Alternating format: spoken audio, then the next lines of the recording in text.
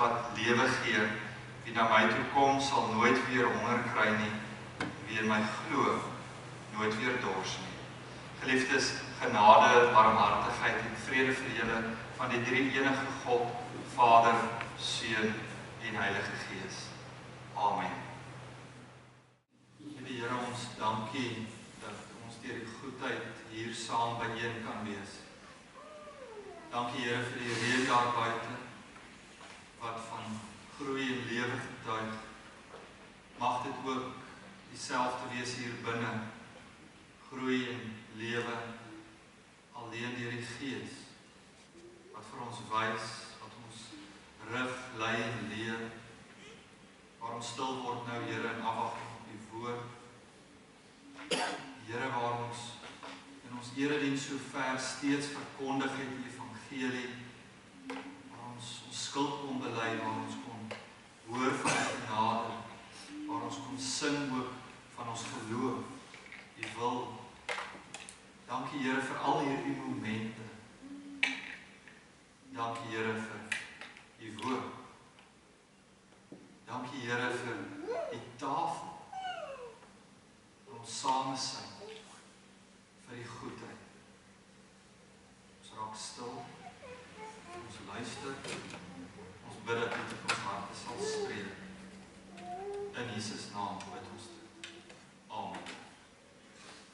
Ons skriflesing gaan voort in ons reeks van die bergrede waar Jesus sou sê, ek sê vir julle, of daar staan geskrywe, maar ek sê vir julle, en dis nie in 'n besondere volgorde wat ons dit volg, ons is al spesifiek betrokke met die nagmaal, kyk ons na liefde vir die vyand, en dit is Matteus 5 vers 43 tot 48, volgende Sondag gaan ons weer terug, dan kyk ons na die vorige uitsprake. Ons kyk nou op bladsy 11 in die Nuwe Testament, in die 1983 vertaling kan jy dit gerus volg, Matteus 5 vers 43 tot 48. Jesus is aan die woord en hy sê, julle het gehoor dat daar gesê is, jou naaste moet jy lief hê en jou vyand moet jy haat. Maar ek sê vir julle moet julle vyande lief hê en julle moet bid vir die wat vir julle vervolg, sodat julle kinders kan wees van julle Vader in die hemel. Hy laat immers sy son opkom oor slegtes en goeies, en hy laat reën oor die wat reg doen en oor die wat verkeerd doen. As julle net die liefhet wat vir julle liefhet, watter loon kan julle nog verwag? Maak die tollenaars nie maar ook net so nie? Of, as julle net julle broers groet, wat doen julle meer as ander? Maak die heidene nie maar ook net so nie? Wees julle dan volmaak, soos julle hemelse Vader volmaak is. Geliefdes, tot sover ons skriflesing vanoggend. Dit is die woord van die Here. Gelukkig is ons as ons hierdie woorde kan hoor, maar meer gelukkig ons wat dit kan doen en daarvolgens kan lewe. Amen. Geliefdes in ons Here Jesus Christus, soos pas gesê ook ons skriflesing van vanoggend, vorm eintlik die slot van Jesus se sogenaamde 6 antiteses. Die teses sou wees in die sin 'n stelling wat gemaak word. Daar staan geskrywe wat Jesus dan nou net weer vir hulle herinner. Dis die teses, dit is die stelling, dit is hoe die mense van die tyd die saak verstaan. En dan die antiteses kom in as Jesus sê, maar ek sê vir julle. Teenoor die teses, antiteses, 'n teenstelling. En in hierdie woorde vind ons as ware dat Jesus 'n sintese bereik. Hierdie kreatiewe spanning tussen antiteses en teses word eintlik versoen in Christus in sy woorde ten diepste. En dit handel ook dan nou oor die wet. Christus wat sê ek het nie gekom om die wet af te skaf nie, maar om dit sy eintlike en aanvanklike bedoeling te gee. Jesus sê eintlik maar die mense van die tyd het dit mettertyd gemis. Dit het mettertyd getaan die beskouing van so sê die Here. Dis die wil van God. Dis die wet van die Here. Grootliks het dit ook maar gegaan vir hulle om die uiterlike nakoming daarvan. Maar Jesus wil hulle uitwys, julle mis die innerlike liefde van God. Dit gaan nie net oor om sekere dinge te vermy nie, maar om nie te dink, anders te doen, anders te leef. En teen hierdie agtergrond, geliefdes, dan nou ook ons teks. En jy moet jouself, so ver dit moontlik sal wees, probeer indink, wat het die eerste aanhoorders met die hoor hiervan? Wat het hulle gehoor? Die agtergrond konteks is daarom ook dan noodsaaklik. Jesus sê, julle het gehoor dat daar gesê is, jy moet jou naaste lief hê en jou vyand moet jy haat. Maar ek sê vir julle, julle moet julle vyande lief hê en julle moet bid vir die wat julle vervolg. Geliefdes, dis opvallend eintlik in hierdie opsig dan nou, dat die Ou Testament nêrens melding maak dat jy jou vyand moet haat. Trouwens, in baie van hierdie gedeeltes wat as teses gestel word, ander woorde wat ek gesê, daar staan geskrywe, dis die stelling, dis wat die Ou Testament sê, is daar 'n skrifverwysing. Hier is dit nie. Daar is nie een nie, want daar word nêrens in die Ou Testament dit gesê nie. Maar Christus verwys hier meer dalk na 'n mondelinge tradisie, wat mettertyds op die harte van mense geskryf staan. Spesifiek, Levitikus 19 vers 18 beveel inderdaad, jy moet jou naaste lief hê. Vertel niks van jou vyand wat jy moet haat nie, maar hier kom dit nou by die kwalifikasie waar Christus vir die mense van sy tyd wil uitwys, wie is my naaste? Wie is my vyand?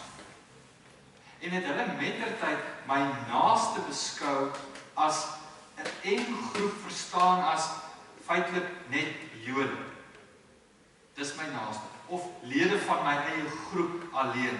Net my geloofsgemeenskap het die mense van die ou nabye Ooste dit verstaan. En hierdie teks dan nou ook geïnterpreteer. Met die logiese gevolgtrekking dan, dat almal wat nie deel van hierdie groep is nie, jou buitestanders, vyande, vervolgers, so kan mens aangaan, almal buite hierdie groep wat jy self geskep het, dat hulle almal daar buite eintlik dan nou verval in, ek hoef jou nie lief te hê. Hulle val in die buitekring van, ek kan jou haat. En daarom het dit mettertyd geskrywe gestaan op die harte van die mense, wie ek moet lief hê, en die ander wat ek nie moet lief hê nie, die mate van dualisme kan ek haat. Vir hulle het ek geen verpligting. Christus ontmasker trouwens dan nou hierdie verdraaiing van die tyd. Eweneens wat die mense van die Mediterrane wêreld verstaan het, maar dit kom nie net van hulle tyd nie, dit het 'n lang aanloop al in die ou nabye Ooste, waar hierdie gedagtes oor millennia, of liewers eeue heen, millennia is dalk 'n oordrywing daarvan, oor eeue heen ontstaan. My vyand kan ek haat, my naaste moet ek lief hê. Geliefdes, wanneer Jesus van vyande praat, dan verwys hy in hierdie konteks nie bloot van mense wat van jou sou verskil. Dit het die eerste aanhoorders ook baie duidelik verstaan en dis ook iets wat ons goed moet insien. Vyand het hulle verstaan as iemand wat jou aktief benadeel, wat jou aktief teenstaan, wat jou vervolg. En daarom kan ons sê vir die eerste aanhoorders was hierdie teks dan nou nie net 'n teoretiese gedagte van om jou naaste lief te hê en ook so jou vyand lief te hê nie. Hulle sou dit merkbaar aan hulle vel voel, nie baie lank daarna nie, wanneer hierdie Christene uit die sinagoges verban is, wanneer die Jode hulle vyande gemaak het. En nie ook wat hulle verban is nie, uitgeban is nie, maar ook verder dat hulle doodgemaak is, hulle vervolg is vir hulle lewe. So hierdie eerste aanhoorders sou binnekort aan hulle vel voel wat dit beteken as iemand my vyand is. Of Of as iemand homself my sy vyand maak. Ek kan van jou hou, maar as jy jouself nie tot my gaan toetree nie, of my kwaadwillig is, dan maak daai persoon ook van jou, al het jy die persoon lief, sommer 'n vyand. Dit het gebeur. Dit is hoe hulle vyand verstaan. En dan die verstommende uitspraak van Jesus, gegewe nog meer vir ons, jy moet jou vyand lief hê. Jou vyand moet jy lief hê. Bid vir die wat jou vervolg. Dit moes skokkende woorde, geliefdes, wees vir daardie eerste aanhoorders.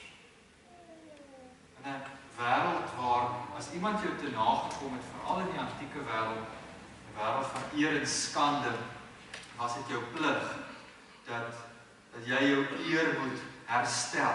Iemand kom jou te na en nou kyk die samelewing en sien, wat gaan jy nou volgende doen? Gaan jy opstaan teen hierdie persoon? Gaan jy jou eer herstel? Of 'n familielid van jou word te nagekom? Wat gaan jy doen? Christus wys hier, in die koninkryk van God, is dit heel anders as die van mense. Om nie deur wraak beheer te word, maar deur liefde. Dat jou identiteit nie bepaal word deur wat ander jou aangedoen het nie, want dit is ook waar. Wanneer iets gebeur, wanneer iemand ons vyand maak, wanneer iemand jou te nakom, dan in daardie opsig, dan raak dit jou identiteit. Dit maal in jou gedagtes. Jy kan aan niks anders dink nie as dit, my vyand. Dalk nie wie ek 'n vyand maak nie, maar wat hy my gemaak.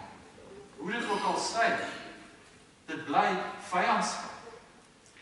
Daar is 'n brug wat geslaan moet word. Maar Jesus sê, jou identiteit moet nie deur vyandigheid bepaal word nie, maar wie jou Vader is. Pragtige uitdrukking. En dan gee Jesus vervolgens die rede daarvoor.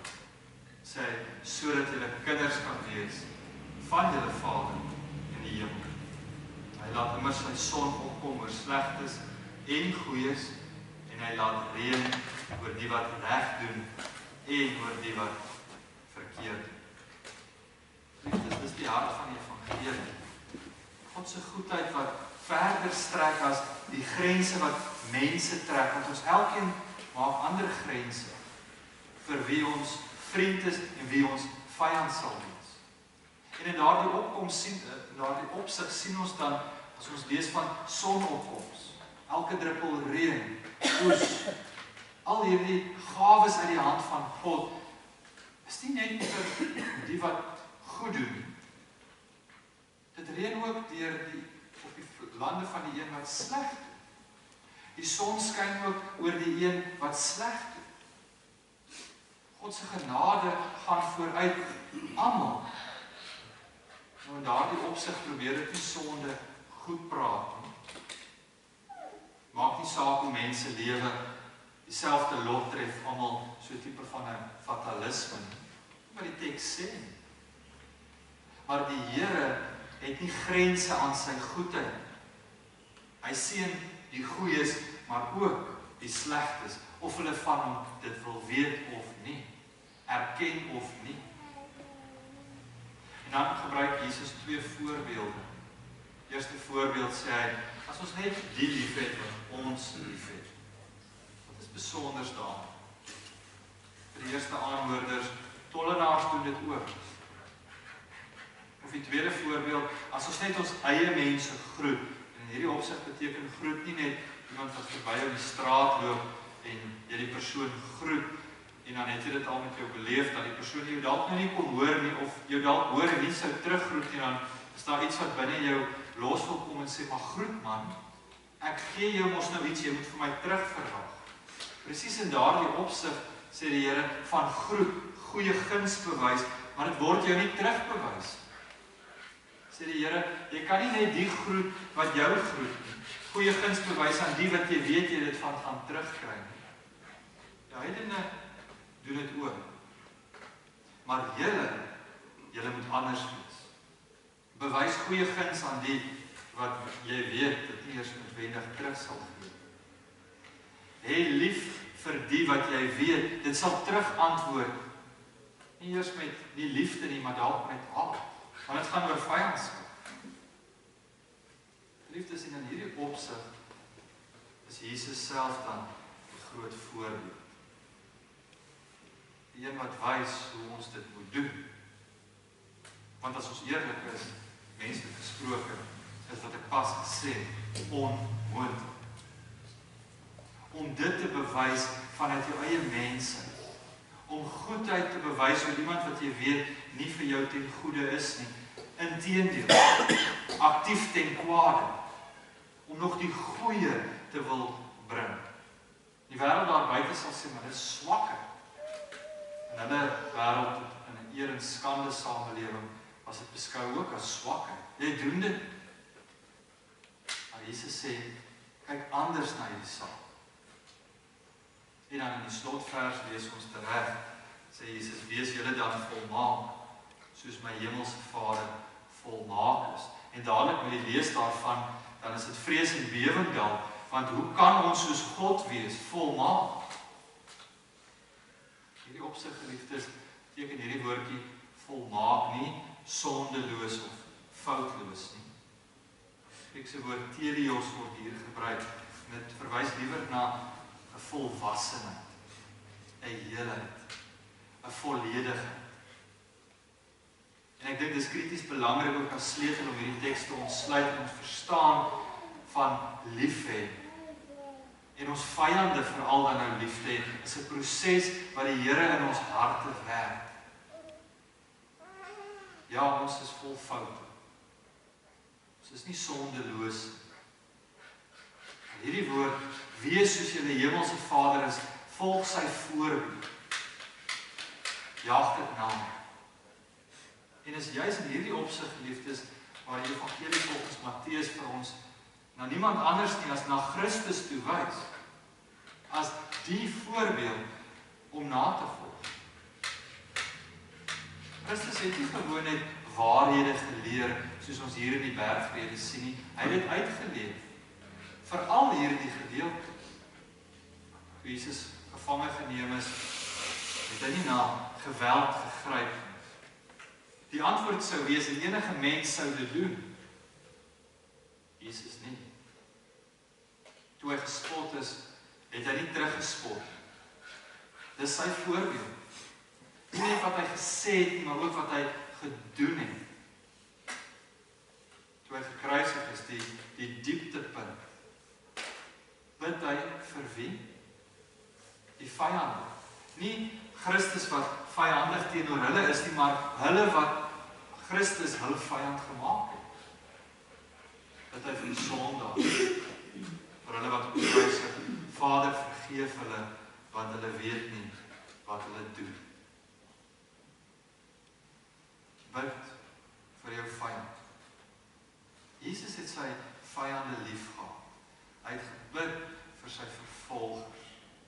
Hy het sy lewe gegee vir mense wat hom verwerp. As die evangelie daaroor gehandel het, dat die goeie alleen gegee word aan die wat goed is ons almal hopeloos verlore. Apostel Paulus beskryf dan nou wel, sê hy in Romeine vers 8, Romeine 8, vers 5, sê hy, God bewys sy liefde vir ons, dat Christus vir ons gesterf het, toe ons nog sondaars was. Daar is hierdie skeiding, vyandskap. Toe die mens vyande van God was, het God nader getrek en van die vyande sy vriende gemaak, familie, kinders. En dit bring ons by die tafel. Dit nooi ons uitgeliefdes na die tafel van die Here, nie as aansittende volmaaktes, nie aan mense wat sonder foute is. En so kom ons nie na hierdie tafel wat ons sogenaamd dan nou geslaag het om ons vyande lief te hê en kyk, volg my voorbeeld en dalk is jy nog daar nie. Dis nie hoekom ons aansit. Ons kom sit aan omdat Christus eerste lief gehad. Ons kom ontvang met leë hande. Brood en wyn wat herinner juis van sy verlossing. God se verlossing.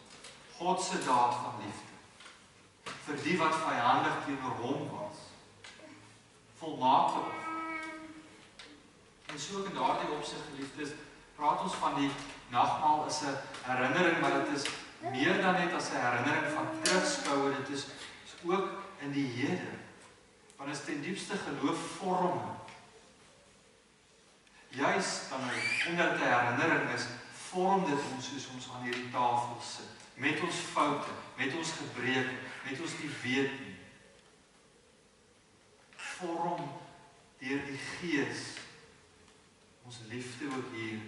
Nie na die liefde hoe mense wil hê dit moet wees nie, maar die voorbeeld van God self.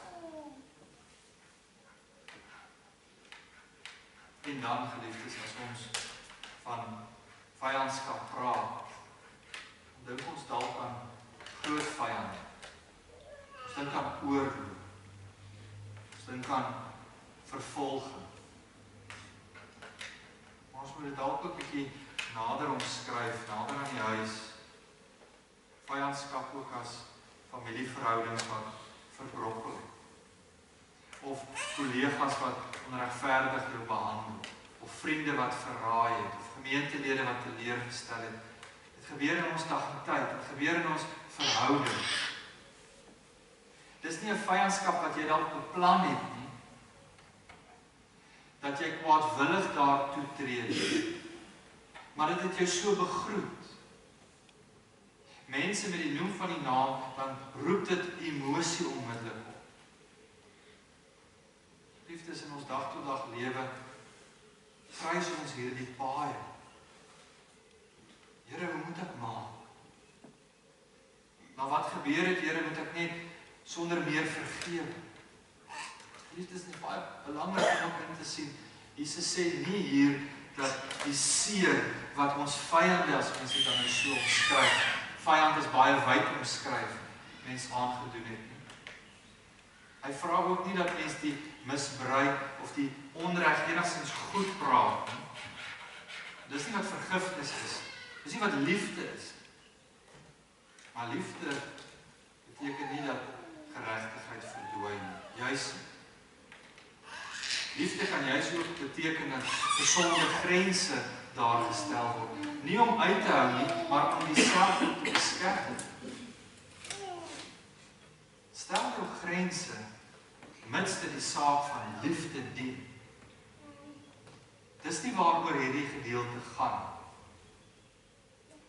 Hierdie gedeelte gaan ten diepste dat haat die laaste woord kry. Dit kan, dit mag nie. En daarom dat Jesus sy disippels oproep om vir hulle vyande te bid. Liefdes, want wanneer jy bid vir daardie laaste persoon, die vyand, begin God dikwels eers in ons harte verander, voor hy ook verander in ons vyand. Dit is nie maklik nie. Trouwens, ek sê weer, ek dink dit is menslik onmoontlik. En daarom die belangrikheid van hierdie woord teleos, volwassenheid. Dis groei. Dis nie sommer jy bereik dit nou, veral nie in jou eie krag. Dis deur die Gees. Dis God wat ons lei. En ons dink ons het dit en ons faal. En op 'n stadium voel ons dalk trots daaroor en ons faal, ons kom nie uit jouself nie. Daar's niks om op trots te wees binne onsself dat ons vyande kan lief hê nie. Dis alles van God. Dis die vrug van 'n nuwe lewe wat Christus in ons bring. Vyand lief hê is nie binne jouself. En as jy dink dit is, het jy dit verkeerd. Kom van God. Geliefdes, elke keer wanneer ons die brood breek, vang ons, hoor ons die woorde van God se genade wat grense verskuif. Die eie grense wat ons ook stel. So lief het God die wêreld wêreld gaan. Besef ons sit ons hier aan, nie omdat ons dit verdien nie, nie omdat ons beter as ander is nie, maar omdat ons die Here se is. Dis genade. Omdat ons weet ons is 'n uitverkore volk, kinders van God. Daarom mag ons aan sy tafel sit. Maar daarom kan ons ook opstaan van die tafel en liefde uitleef. Geliefdes, ons ontvang nie net gewone brood en wyn nie. Ons ontvang opnuut uitnodiging. Die genade wat jy hier beleef, gaan leef dit uit daarbuiten. Die voorbeeld in Christus, wie ons hier herdenk, gaan leef dit uit in die wêreld daarbuiten. Gaan maak dit sigbaar in 'n wêreld wat 'n brood nodig het. Mag ons daarom vanoggend, geliefdes, met dankbare harte na die tafel kom. Ja, bewus van eie onvermoë, maar meer bewus van Christus se oorvloedige genade. Maar dis nie net die sit nie, dis ook die opstaan en uitgaan. Sigbaar maak. Uitleef. Want die Here het dit nie net toe vir daardie mense gesê nie. Hy sê dieselfde, die einste woorde ook vir jou en my. So sê die Here. Jy het gehoor dat daar gesê is, jy moet jou naaste lief hê en jou vyand haat. Maar ek sê vir jou, jy moet jou vyand lief hê en jy moet bid vir die een wat jou vervolg. Amen.